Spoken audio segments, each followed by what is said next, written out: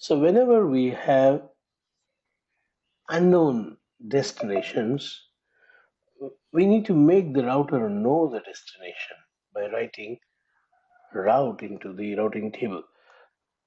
For example, this router has got a network. Let's say I have a logical interface called loopback interface.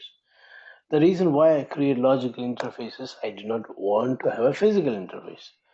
I want to have a network, but I do not want to have a interface configured. I do not want to waste one wire. Yep. Yeah. So I do not want to have a wire connected, but I want a network to appear in the routing table. Like Why? virtual. Yeah. Why I need that? Number one, for testing. I just want to have a network and see whether I can able to ping that network. So that's one of the reason where why I need the loopback interface. Um, Next is physical interface. If there is any physical link problem, that network will go down. But when I have a virtual interface, that interface will not go down because it's virtual. It is virtual. So for testing, uh, rather than having a physical interface, having loopback is the best idea because I want to just check the reachability from R1 to R3. I want to check the reachability between R1 to R3. If I'm able to ping a loopback interface of R3, which means this router is available. But if I have a physical interface instead of loopback, let's say I have a physical interface F00, 4.4.4.4. Let's say I want to use this for testing. I don't have any loopback. Now, when I ping from here,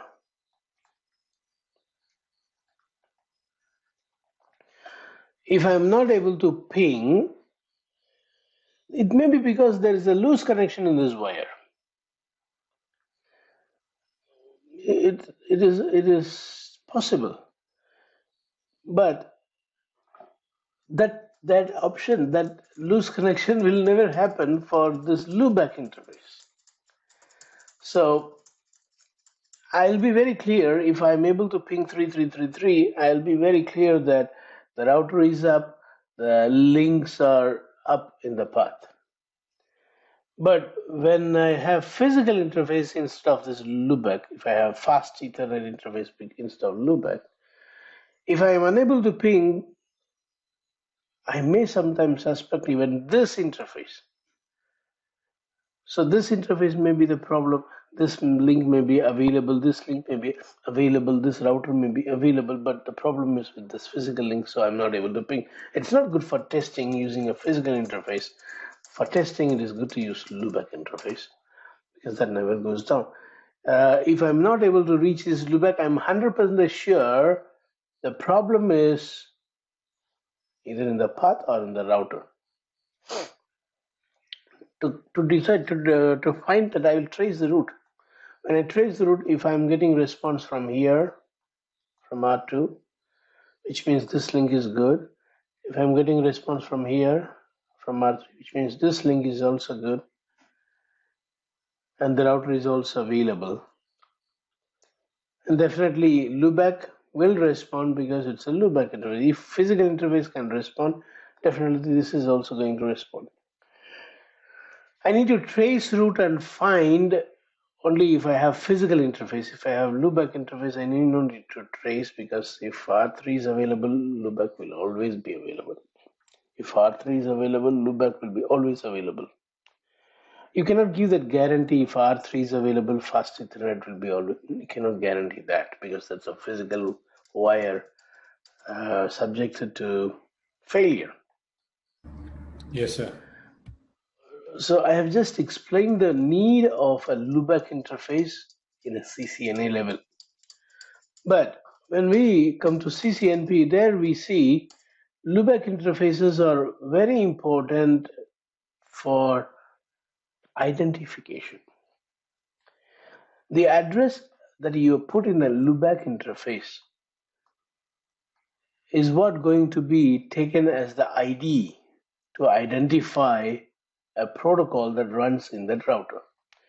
OSPF needs an ID, BGP needs an ID, MPLS needs ID. All this protocol on every router they run, and they run with a unique ID.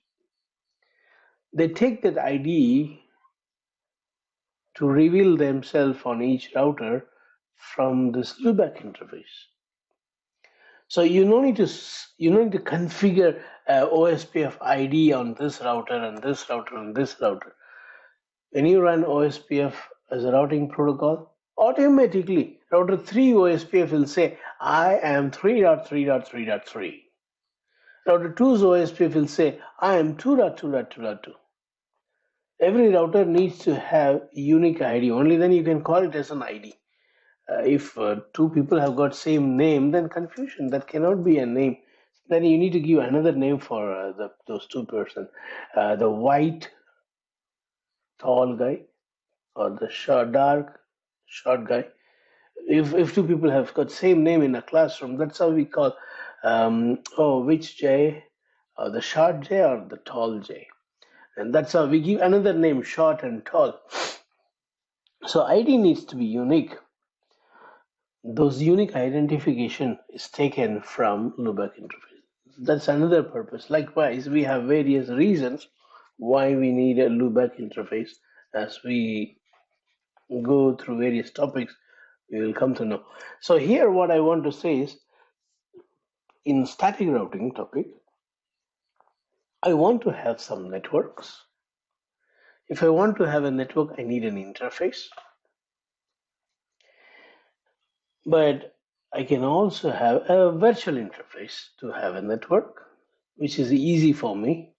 So I'm using loopback interfaces to show that I have a network called 3333. Now, to connect in between R1 and R2, I got 10.0.0.1/8 here, 10.0.0.2/8 here, 20.0.0.1/8, 20.0.0.2/8.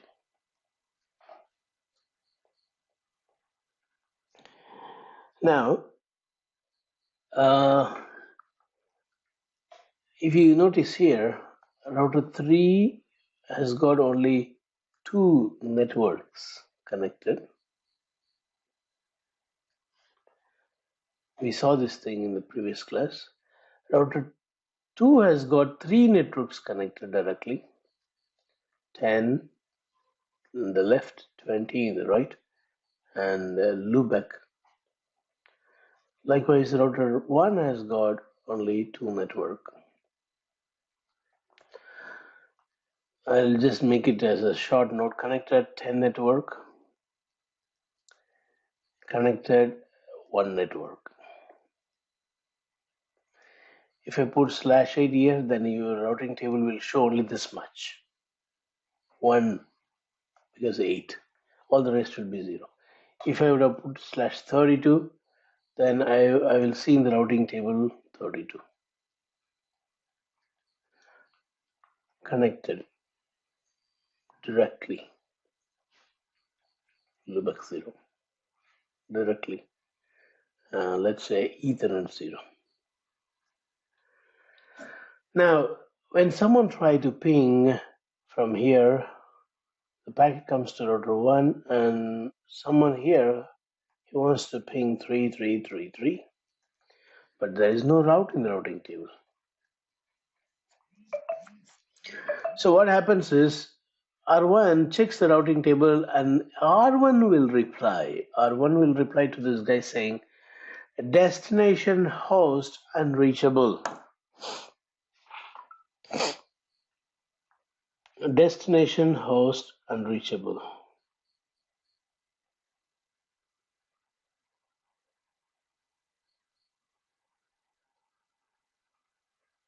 Yeah. So The destination host unreachable is one of the common errors that we will see. The problem, we will face this problem only if there is no route in the routing table. Very important point. When will I get destination host unreachable? Whenever my gateway, my router, the immediate router, don't have route to reach the destination, then I'll get this error. This is one of the common error, destination host unreachable. The another error that you will get is request timed out. When will I get request timed out? Request timed out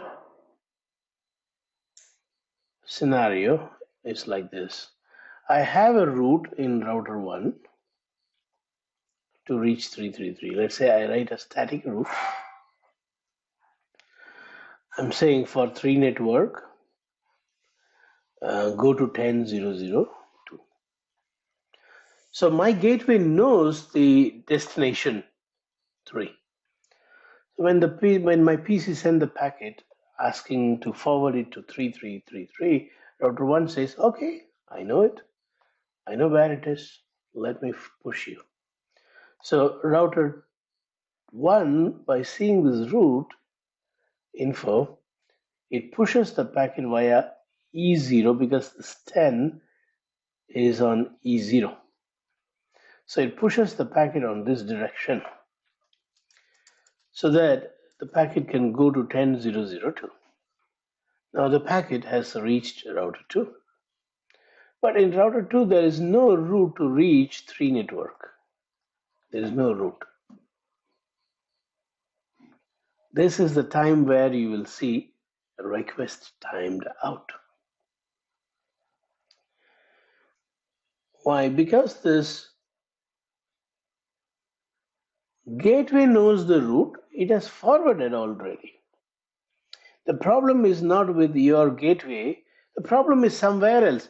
Maybe this guy may know the route. This guy do not know the route, or this is wrong address. Maybe this is 33, but you are pinging 3. You're pinging 3.3.3.3. Everyone may know the route to reach 3333, but the destination is not really 3333. The destination is 33. There is no one called 3333. Or if this is a computer, 3333, someone has turned off the computer. Let's say you're connected via physical interface. If someone switch off the computer, then the address will go away. It will disappear. So the reason for the error request timed out is not your side. It is somewhere else. The address that you ping is maybe not available, or on the way, some routers may not have route, or sometimes you have route on all the router in the path. The destination IP may be different. It is not 3.3.3.3. It is 3.3.33. So either you should correct here as 3333, or you need to ping the right address, 33 instead of 3.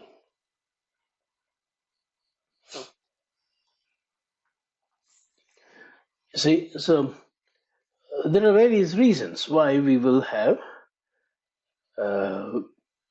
this error, request timed out. But for the destination host unreachable, only one reason. What is that? My gateway don't have this route to reach 333. So easy to troubleshoot. When you see destination host unreachable, you're very confident that the problem is with my gateway, my router to which my computer is connected. I need to write some route. There is no route. I need to write some route. But when you get request timed out, the solution to the problem is not only in your side. It may be from the ISP, or it may be from the destination itself. You cannot decide where the problem is if you're pinging someone very far away. There are a number of reasons why you're getting request timed out. What is request timed out? You have requested, the request has been sent, but the response did not come on time. It timed out. And for every request that you send, there is a wait time. When that wait time expires, you need to get an acknowledgement saying we waited, but there was no proper response. That's why it generates this error called request timed out. Right? So routing issues will provide you destination host unreachable. If your immediate router do not have root, you will get destination host unreachable. So what we have seen now is two errors. Destination host unreachable Request timeout. and request timed out. Destination host unreachable. The problem is only in your gateway. Gateway. It may be inside your home. You may have a router inside your office. That router do not have root. You need to write route. So that's what we are going to do. We are going to write route. I'm going to use packet tracer to explain you this.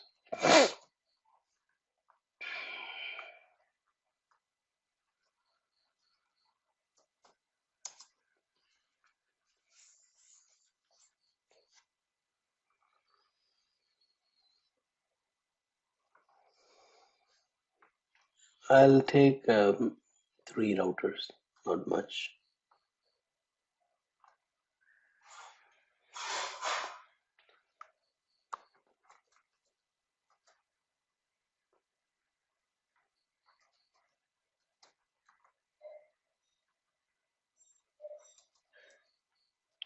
We got router A, router B, router C, 3 routers. And I'm going to connect with this wire, automatic, the first one. It automatically pick the right wire type, cable type. Remind me, in the next class I want to teach you about the cable types, the wire types. A little bit of Yes, this. sir. Okay, now I'm going to have some computers, or just 2 computers. So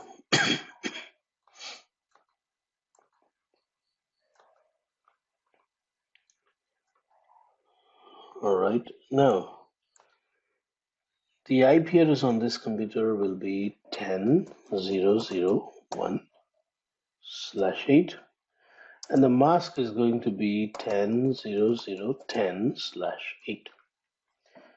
So sorry, the gateway mask is 8, the gateway.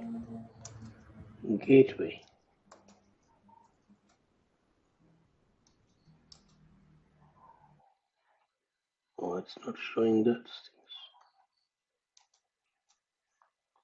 Okay. So the gateway is nothing but the IP address of your router F01 interface, not F00 interface. F00 is other interface. Every wire will be in different network. So I cannot give the IP address of this interface as a gateway to this PC. That belong to different network. This is 10 network. This is going to have IP address 10.0.0.10. This F01 interface address is going to be the gateway address for this PC. Now for this PC,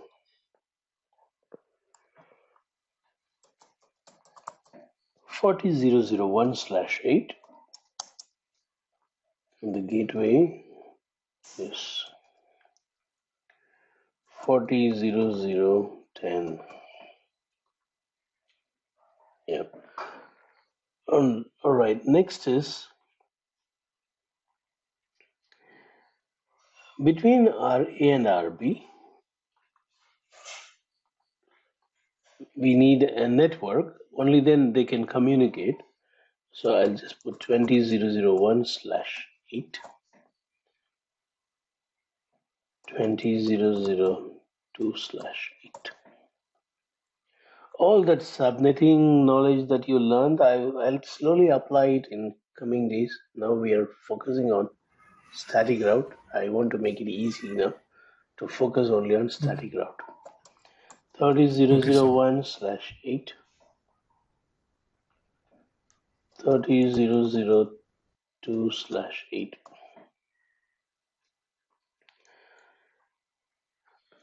Now, in the real world, we will not use this 20 and 30 and all inside our network because they're all public IP addresses. But for our understanding, I do not want to go into subnetted networks of private, as I told earlier. So I have taken simple 10, 20, 30, 40. I'll quickly apply these IP addresses 10.0.0.1, 10.0.0.10. To verify, you go to this command prompt and I type ipconfig. I can see the IP addresses and the mask and the gateway I have given. Now, let me finish this other computer. This is going to have 40.0.0.1 and the gateway is 40.0.0.10. Mask will be /8. 40.0.0.1. Gateway is 40.0.0.10. So you don't need to type this mask. After you type this, you press the tab button, it will automatically give you the default mask. Only if you want to have a customized mask, then you may need to say like this. But we don't want the customized mask.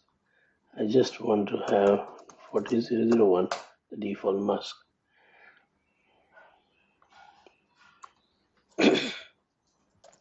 Done.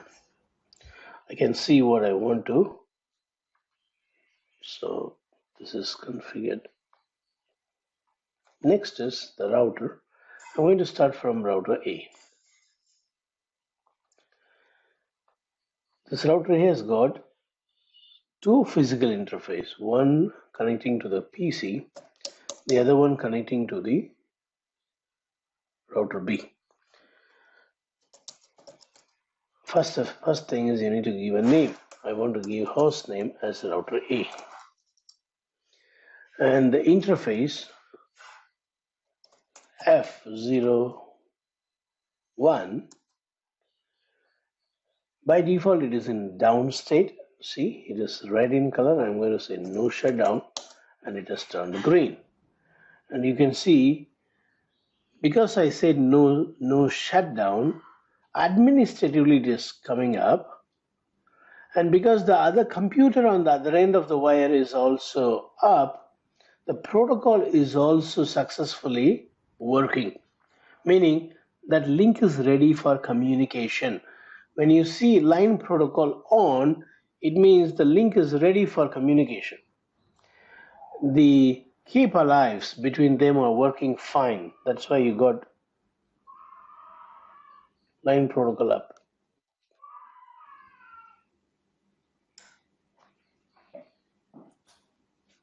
Yes, sir. Let us put the IP address now. 10.0.0.10, 255.0.0.0. Boom. So we have configured the gateway successfully, the gateway for the PC. Next is the interface F00. See, when I say no shutdown, it is not showing this line protocol on. You are not seeing that line. It simply says this first line, interface change to up for F01. But F01 you also got line protocol up, but here you are not seeing line protocol up. The reason is the other end of the There's wire, another router. that is in down state. So even we have to go there and say no shutdown, only then the link will be ready for communication. The protocol will come up, line protocol will come up. We'll do that later. Now let's put the IP address here. 20.0.0.1, 255.0.0.0. Next. The command WR means write to memory. Instead of typing that big command copy run start, copy running configuration to startup configuration, I type WR. So in CCNA level, if you see, they will even in exam, they expect you to type this one, copy running configuration, startup configuration. But our aim is not CCNA or CCNP or CCIE. Our aim is to learn the Cisco technology. So in production, most of the time we'll not be wasting typing like this. We simply type WR. See, as soon as I say WR, it builds the configuration. Here, it says building the configuration, same thing, but after you type this big command, it is asking you a confirmation. Do you really want me to save in this particular name? And then only it builds. So this is more quick. Uh, this only if someone wants to give different name instead of this name as the file name, they will use this, but no one will do that. No one will use their customized name. Everyone wants to go with the default name. So use the write to memory command to make it quick. Now router A is over, configuration. Now at present, if you check the routing table, you will not see two network, you will see only one network. See show IP interface brief. I have two network configured, but because the line protocol is down, this network will not appear in the routing table. You see show IP route. You see only 10 is appearing. So for a route to appear in the routing table, the line protocol should be up. You got this point? Yes, sir. Even though we have two networks, the routing table says you got 10 network. Where is 20? Because the line protocol is down. This routing table brings this information, route information, automatically when the line protocol comes up. Now let me go to router B and say no shutdown. I'm going to say no shutdown, then you will see on router A, the route will appear.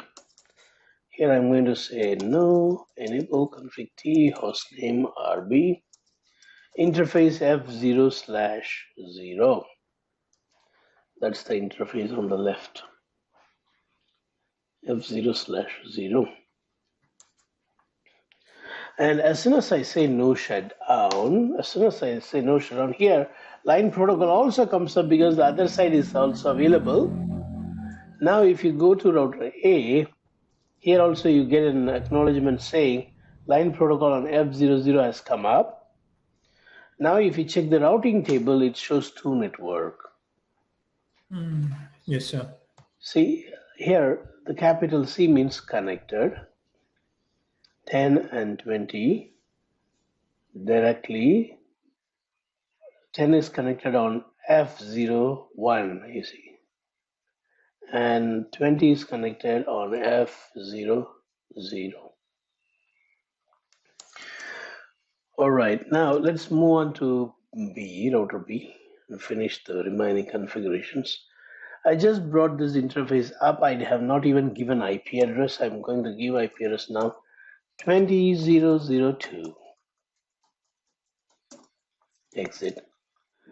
And then interface F01. No shut. The IP address that I wish to give here is 30.0.0.1. Now, if I check the routing table, how many networks I'll see? Only one. Exactly. And what will be the network? 20. Exactly. Show IP route, you see only 20. Let's go to router C, the final router, then we can get into static route.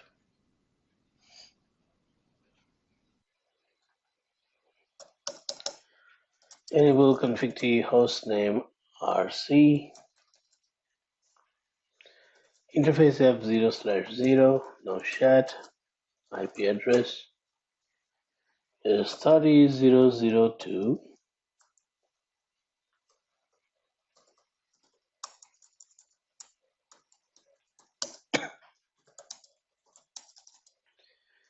Show IP route. I got 30. Wait a minute, I want to check something in B. Okay, both the networks have come up. Now let's go to C. On router C, I need to add another interface, which is going to be the gateway of that PC. IP address is 40.0.0.10 to 55.0.0.0, no chat. So you can type IP address and then type no shutdown, or you can type no shutdown first and type IP address. That doesn't matter. That doesn't matter. Yes, sir.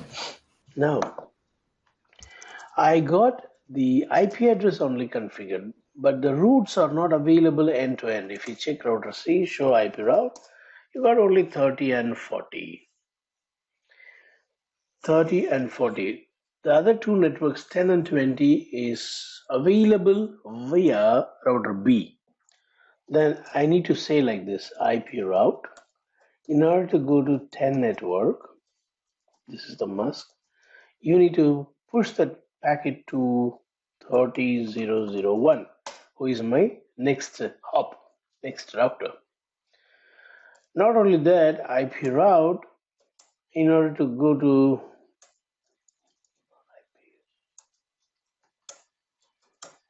what is this? Only, I think it's only one, sir. Not like that. IP route. IP route to go to 20 network, you should go to 30.0.0.1. Okay, it accepts.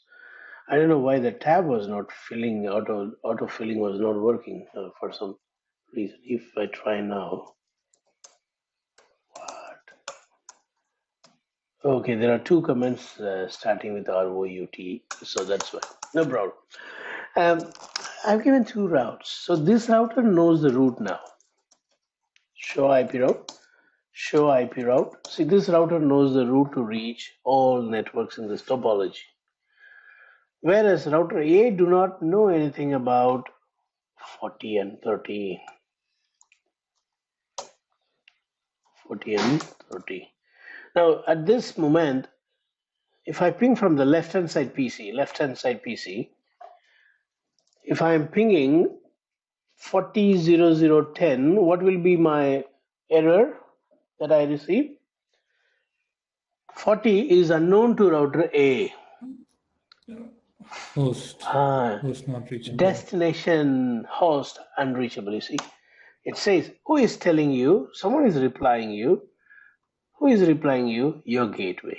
Your Gateway is saying, destination that you want to go is unreachable for me.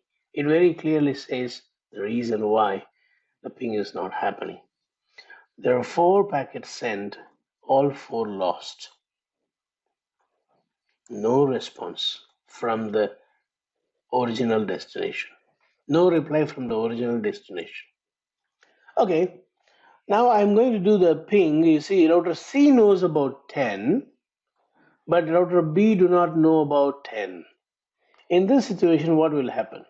If I ping from here 10.0.0.1, which is on the other end, will I get destination host unreachable? No. I'll get request timed out. Why?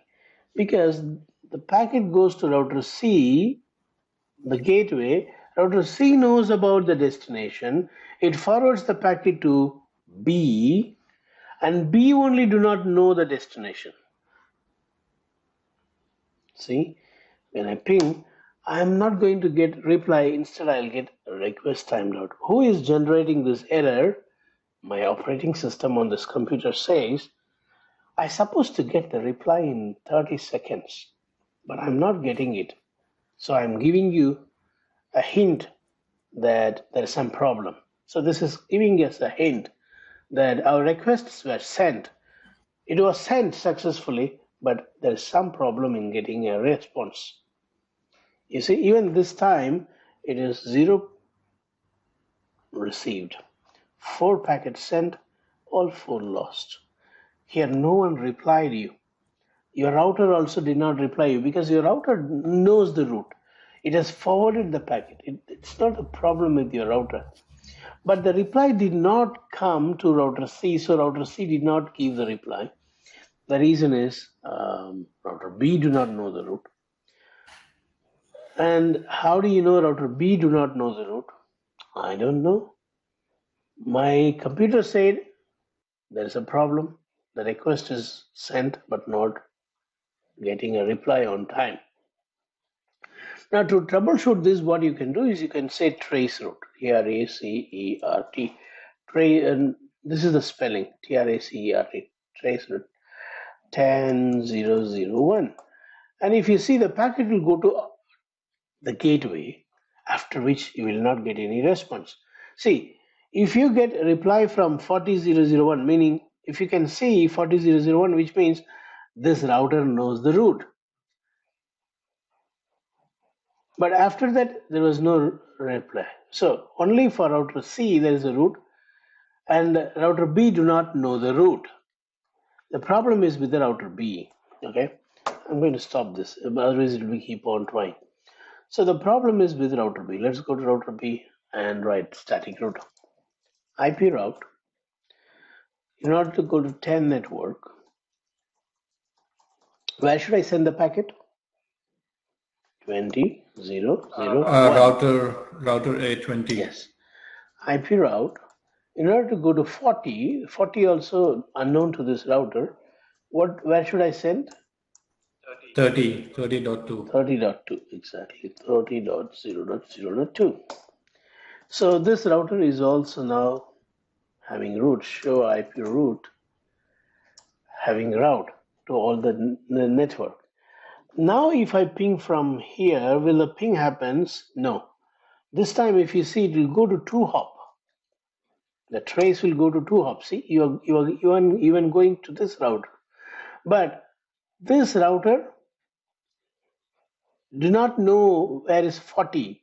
The packet is coming from 40, but this guy do not know about 40, so he couldn't respond back. So the request timeout again happens. So what you need to do? You need to go to this 3rd hop. See, up to 2 hop, there is no problem. Very well understood that the problem is in the 3rd hop. So when you go to the 3rd hop and add the route. Now, how many routes I need to add? 30 and 42 routes, correct? Yes, For sir. both the destination, which one is the gateway? 20.0.0.2. Router B. So instead of writing separately 2 lines, you can say like this: IP route, R-O-U-T-E, IP route, any network that this router don't have. For all those networks, for all those destinations, whatever the mask may be, this is the meaning, any. 0 means any network, any subnet mask that this router do not have in the routing table, just forward the packet to 20.0.0.2. This is what we call it as default route. Default route is any destination the packet wants to go, for which the precise route is not available. You need to forward the packet to this address. Now if you check the routing table, show IP route, you can see S star. Star indicates default. You can see that here, candidate default. S means static. In the other routers, when you check, it is only S, because that's not default. So writing a default route will save your space in the buffer. The routing table will be smaller. Even your work of typing is reduced. But I cannot write this default route on router B, because router B, some destination is in the left, some unknown destinations are in the right. Whereas for router A and B, for A and C, For router A and C, all the destinations are in one direction. For router A, all unknown destinations are towards B. So I can write this default route if all unknown destinations are in one direction.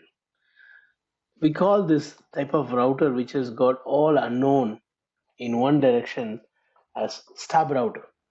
Stub. But this is not a stub router. Why? 10 is in the left, 40.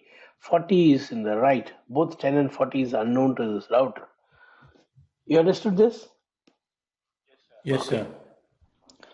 sir. So you can also write it on router C, right? The Default route, default yes, route. correct. Yes, Yeah. Okay. correct. Okay. I did not write there because I was beginning my topic static route from router C. I want you to learn static route first, so I did not teach you default route in the beginning.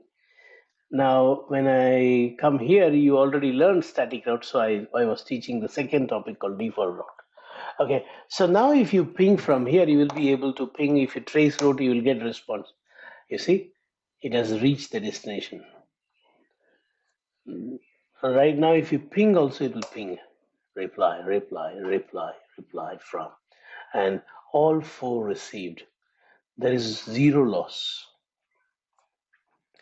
Likewise, from here, if you try pinging, ping 40,001, you are able to ping. Okay, so we will stop here and